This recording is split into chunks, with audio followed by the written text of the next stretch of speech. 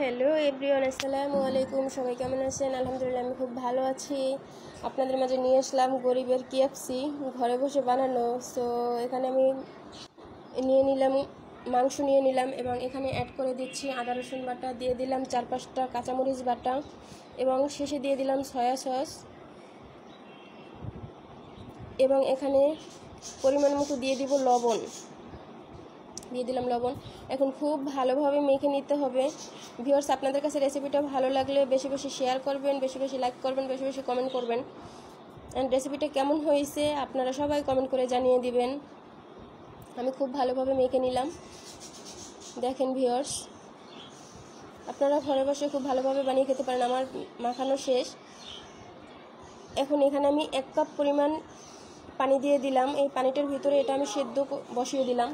দেখেন ভিউয়ার্স, সেদ্ধ হচ্ছে এবং চুলার আঁচটা কিন্তু লো আছে রেখে দিতে হবে। সেদ্ধ হচ্ছে।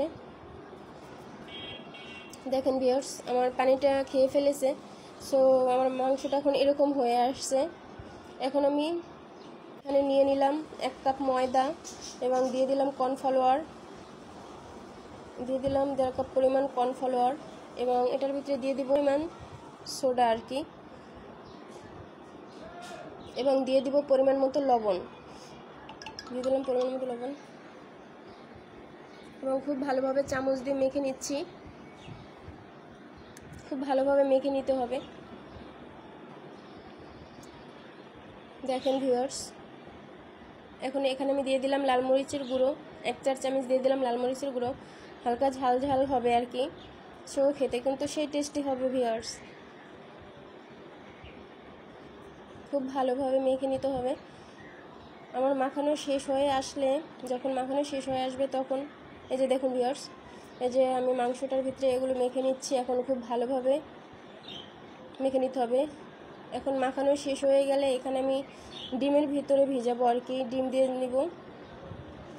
মাখানো শেষে এই যে দেখুন এভাবে মাখাতে হবে। দেখুন ভিউয়ার্স, মাখানো শেষ। ঠিক এভাবেই মাখাবেন আপনারা, উলট পালট করে ভালোভাবে মাখাতে হবে। দেখুন ভিউয়ার্স, এখানে আমি 2টে ডিম নিয়েছি এবং এই ডিমের ভিতরে এটা দিতে হবে। প্রথম আপনাকে মাখিয়ে ডিমের ভিতরটা দিয়ে ভালোভাবে ডিম লাগাবেন, তারপরে আবার এটাতে মাখাতে হবে আর কি। ময়দাটার ভিতরে আবার উলট পালট করে ভালোভাবে মাখাবেন। এই দেখেন, এখন এই যে খুব ভালোভাবে মাখাবেন। যদি আপনারা ঘরে বসে হোটেল রেস্টুরেন্টের মতো খেতে চান আর কি, এরকমভাবে খেতে পারেন আর কি। এই যে খুব ভালোভাবে মাখানো হচ্ছে। দেখুন ভিউয়ার্স, আমার মাখানো শেষ, কমপ্লিট হয়ে আসছে।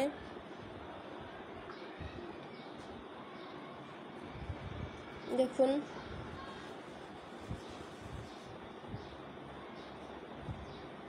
খুব ভালোভাবে মাখাবেন এবং আমার ভিডিওটা যদি ভালো লাগে আপনাদের কাছে বেশি বেশি একটু শেয়ার করে দিবেন ভিউয়ার্স। আর হ্যাঁ, কার কার খেতে ইচ্ছে করছে সবাই আমার বাসায় এসে পড়েন। আমার মাখানো কমপ্লিট। দেখুন, এখন আমি এই যে তেলের ভিতরে ছেড়ে দিচ্ছি। কম কম দিলাম আর কি, ডুবা তেলে ভাজতে হবে তো।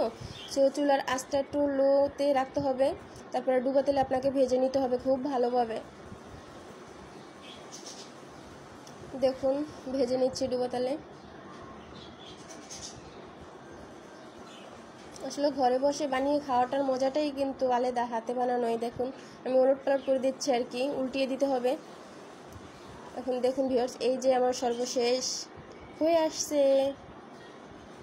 অ্যান্ড কার কার খেতে ইচ্ছে করতেছে ভিউয়ার্স সবাই কমেন্টে জানিয়ে দিয়েন।